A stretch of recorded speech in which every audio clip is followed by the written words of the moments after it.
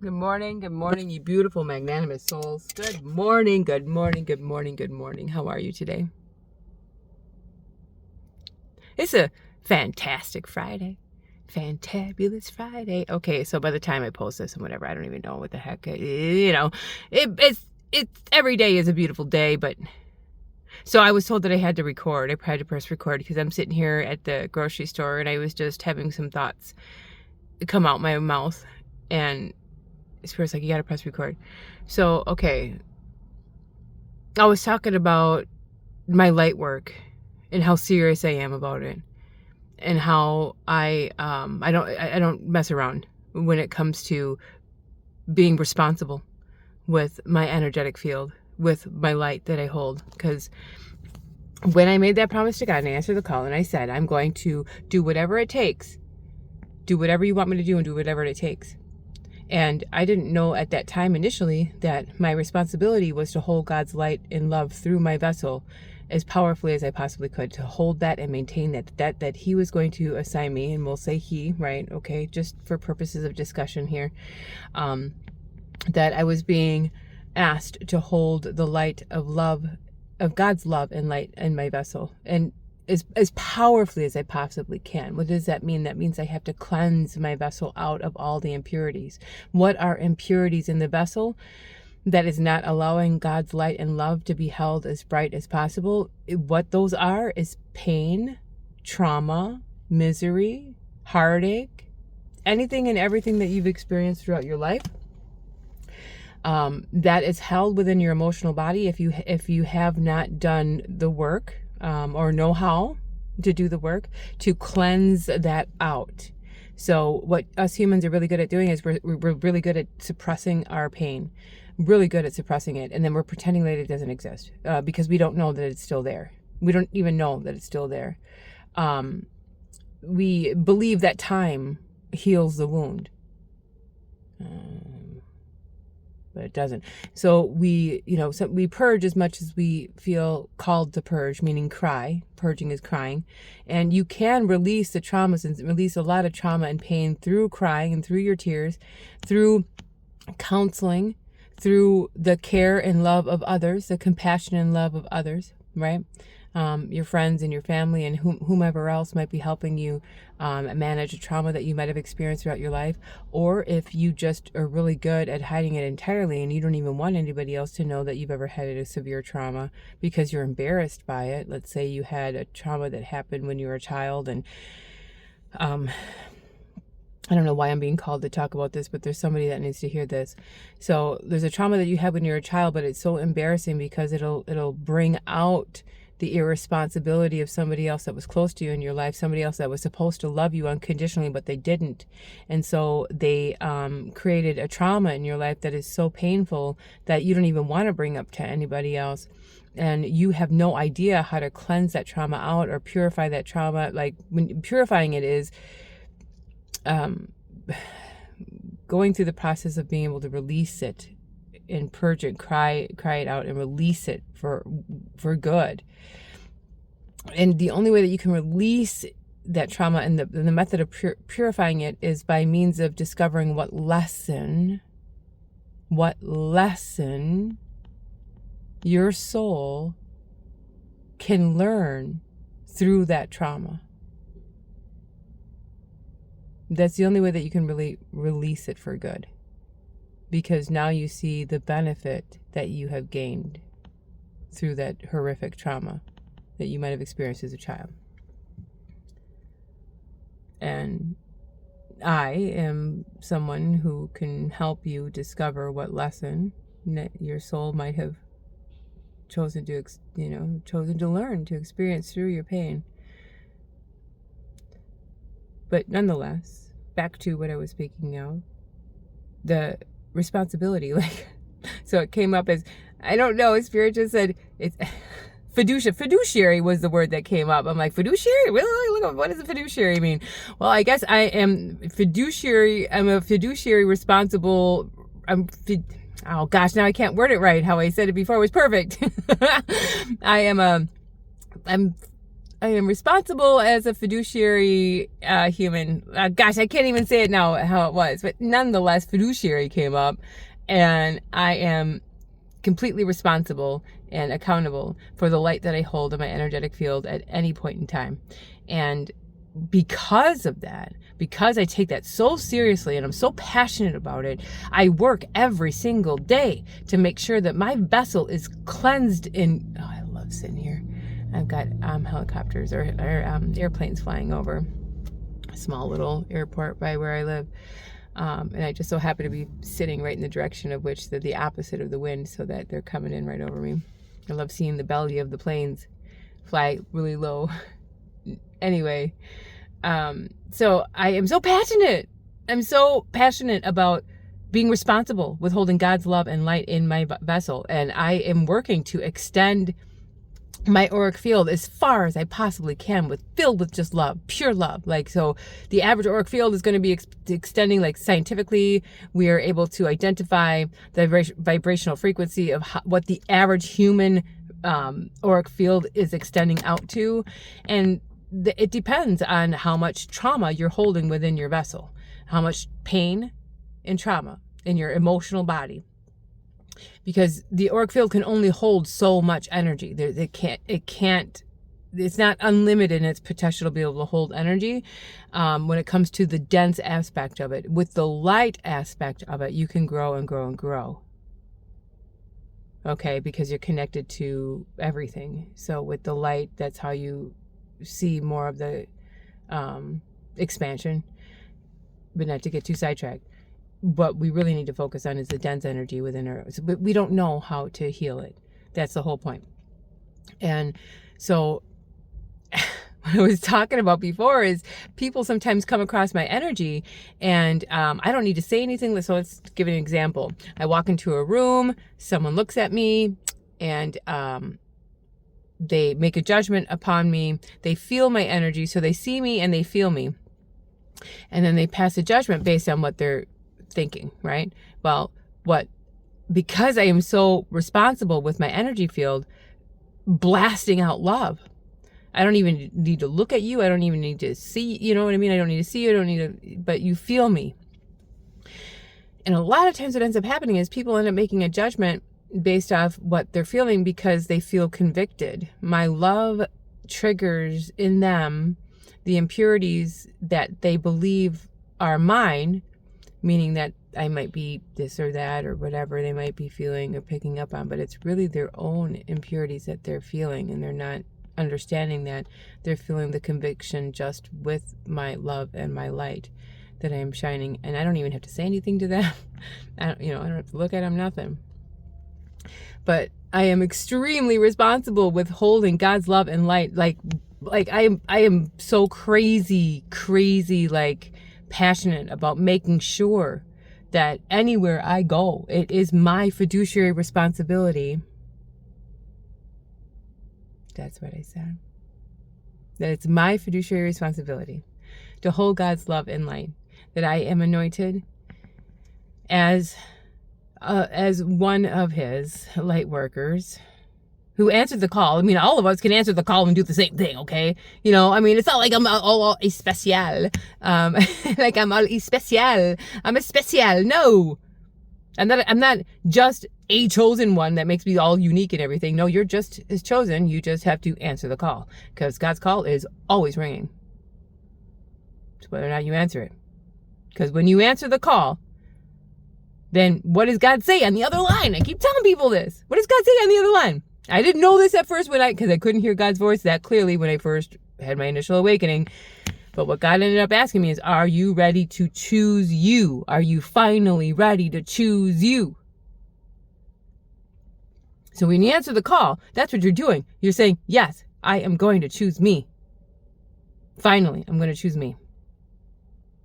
So that means, in so many words, either you're going to take the red pill, right? You want to talk Matrix style of answering the call.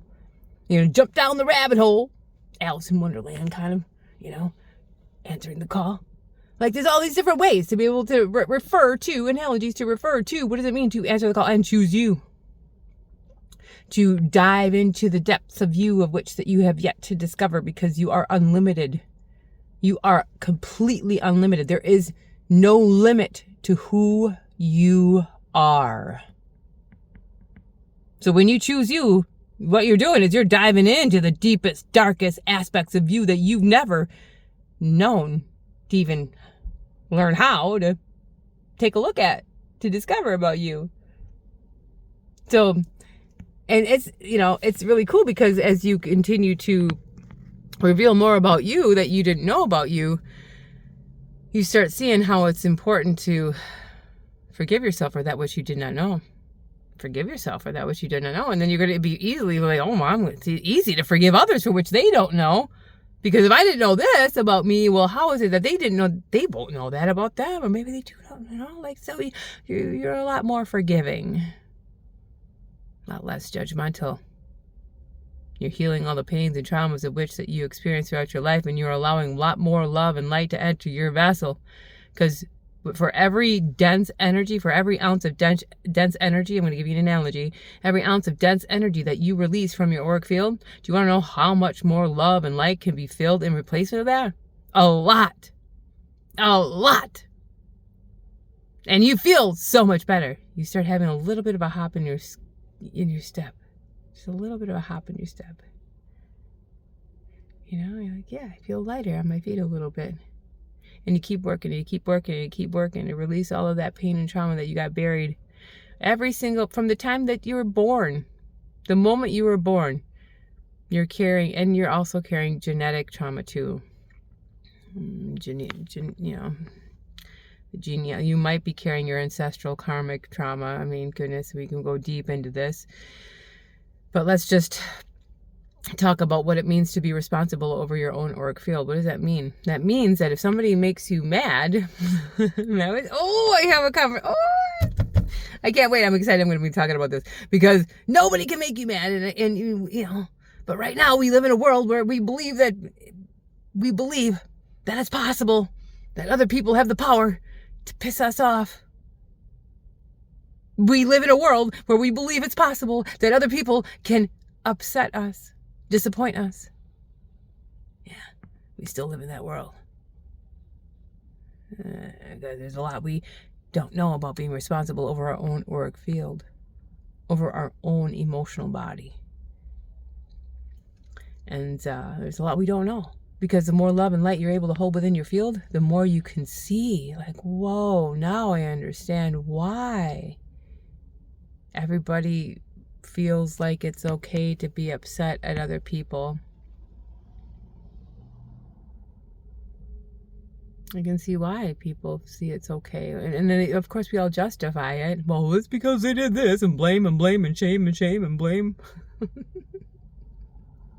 Oh, they did this, and so that makes them a douchebag, and so I can piss me off and all that. Anyway, so I am going to be making a video separate about that, because I was just thinking about it last night, I believe. I'm like, oh, this is good. Or a couple nights ago, I'm like, this is good. We got to talk about this. There's so much that I need to talk about with y'all. I love you guys so much. You know this, right? Oh, I didn't normally start out my video properly. Me telling you how much I love you, I respect you, I honor you, and I appreciate you. And I'm so doggone proud of you for living this life in the hell that we're experiencing. I mean, come on now. What aspect of life is not about hell? I mean, seriously, we were born into hell, people. So I am very proud of you and how you're managing hell, because hell is not easy. This life is not easy. Coming to Earth School is not easy. There is no aspect of Earth School that's freaking easy. It's a cakewalk. No, it's not. And I don't care if you're born under like $100 million and all of a sudden you got all this easy, like, oh, hey, I can do this, I can do that. I got the freedom of this and freedom of that. No, I don't care how much money you have. Earth is still Earth. And there's a lot of hell here. And we all are going to be experiencing a whole bunch of crap through people.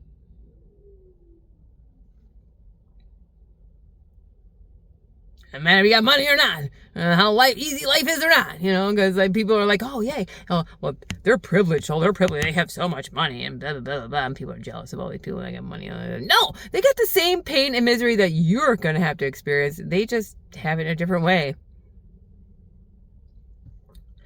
So anyway, now I get off track because my original reason why I wanted to press record is because of how responsible I am, how I am taking complete accountability over my energy field every single day to make sure it's cleansed, it's purified. And when I enter, because wherever I go, it doesn't matter where. Right now I'm at the grocery store. So the people, by the time I get my happy feet walking in the store, those people that are there, they're meant to feel my field. They're meant to feel my love. They're meant to feel my energy.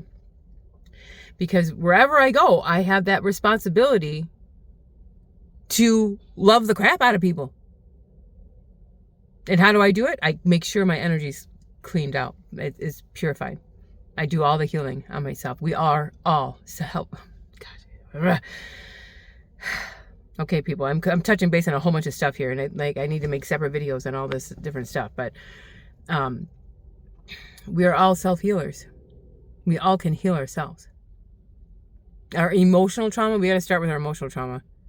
Like the physical part is the result of the emotional trauma. Some of the physical part, not all of it, a lot of it. We don't know that either yet. Science, I mean, we're talking about our medical development is so far behind. I mean, they're not connecting like... I mean, your primary care doctor are they directly linked with your psychiatrist or psychologist? And knowing what area you're storing pain and trauma in your body that might be affecting your body, your physical body, in the same way.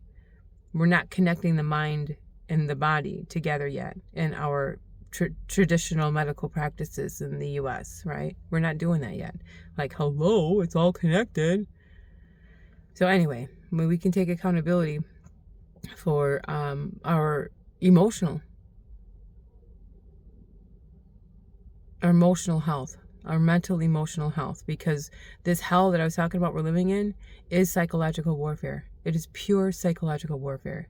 We are destroying ourselves so bad by the mental chatter in our minds that we don't even know what is it. Oh, look at the 3 again. 3 again. I love counting crows. I gotta look that up.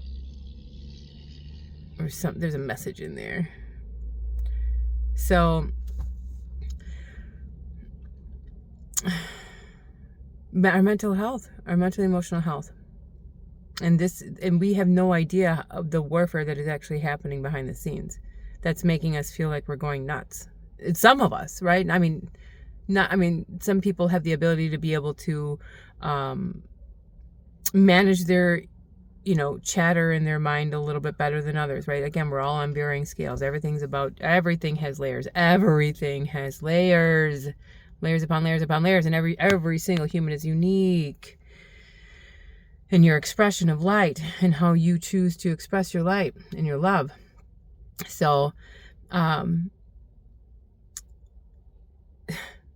just so you know, this is where I'm coming from, people. When I come on here and I record and I share my love with you, and there's a reason why I'm being guided to do that now, that I've been ready for a while now. It's just my own brain that had to be like, oh, okay, I'm confident enough. I got it. Yeah, well, I had to keep rewiring my own brain to have my own God confidence to understand that, yes, I am ready. My vessel is shining God's love and light bright enough for me to come on here and talk to you, hopefully every single day. There'll be a point where I'll be able to share my love and light with you every single day. In whatever form that it's going to come in, allow me to be able to speak whatever wants to come through me, because I channel so easily. It's almost as if I'm not even channeling. It's so crazy. It's been like that for years now. But for me to really understand what's happening when it comes to allowing the words to just flow through my mouth. And there are topics of which that I want to try to be as organized as possible when it comes to bringing forth messages, because I want it all to be like in one-stop shop. Like, I want to now create another video, a YouTube video, because for some reason, gosh, I'm still learning social media. So I don't know how to take a live video that I've made on Instagram and be able to download it, because every time I try to download an Instagram video, it says, denied, cannot do it. I don't know what it says. Oh, look at, oh gosh, I gotta show you guys. I gotta show you. Look at him. Oh, there he is. Look at him. Where'd he go? You're right there, dude. You're right there. There you are. Oh, he's like, I don't want to be on camera. I'm camera shy. Yeah, I love, oh man, I love these girls. I love all life, okay? You know, I am in love with all life. But, what was I talking about? Oh, okay. These birds are distracting me a little bit, but they're meant to. So, I'm talking about specific topics, and I don't know how to download videos from, it just gives me an error message. So anyway, now I have to create a separate video for YouTube. Just talking about authenticity, because I have been talking about it quite a bit lately and mentioning it a little bit here and there. But I want to have just a one-stop shop just talking about authenticity, because there are, again, it's oh my gosh, authenticity is the expression of how self-aware you are, what level of consciousness you're operating out of. I mean, everything has layers. That's what it goes back to, me referencing how everything has layers. And we are operating out of our highest nature in our authentic expression, or our lowest nature in our authentic expression, and anywhere in between. These are all the layers in between. So it's not just black and white, yin and yang. I mean, goodness gracious. I mean, the yin and yang symbol is showing you that it's black and white in the polarity, but no. It's about finding that 0 point field, where, but in order for you to find that 0 point field, you have to see all of the grades of gray, the levels of gray in between there. So there's, you know, the blackest of black, and to the lightest gray, to the white, right? Whitest of white. And so the inauthenticity has the same thing. Everything has layers. You know, it's not just you're inauthentic or authentic. You know, I mean, there's a lot of videos out there, and I love listening to people share their perspective, because everybody's guys. I wish everybody could I wish everybody would just click record and share their perspective on stuff, because your perspective matters. Matters a lot.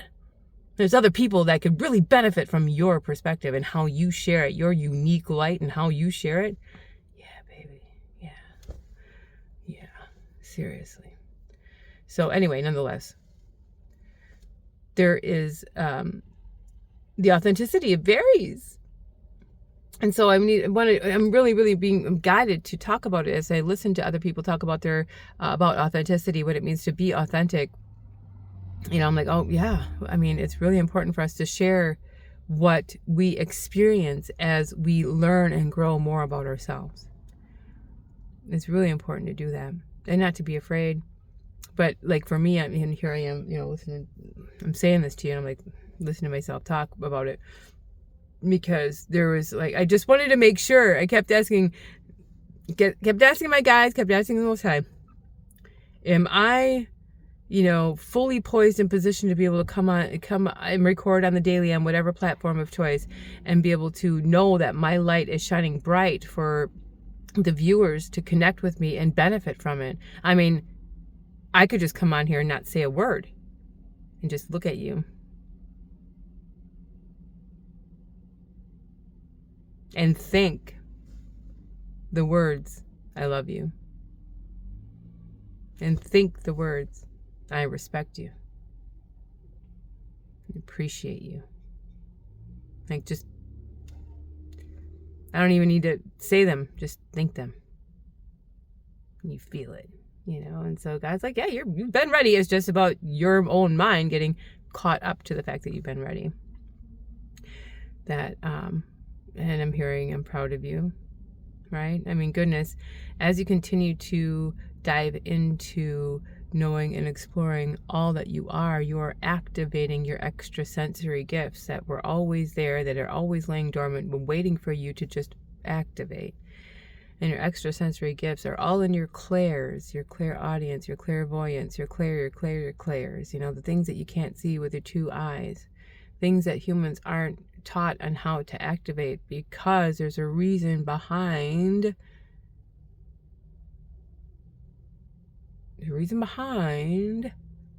why it looks so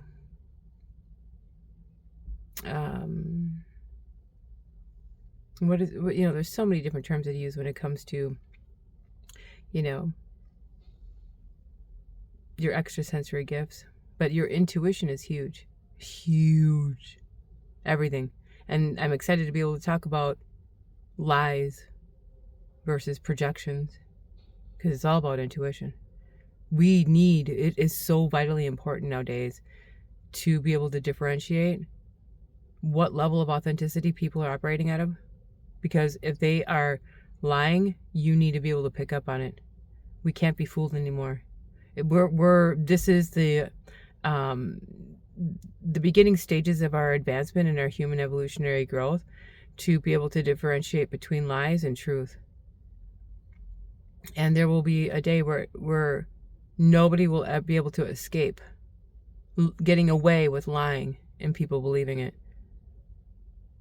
And right now, there is a huge crescendo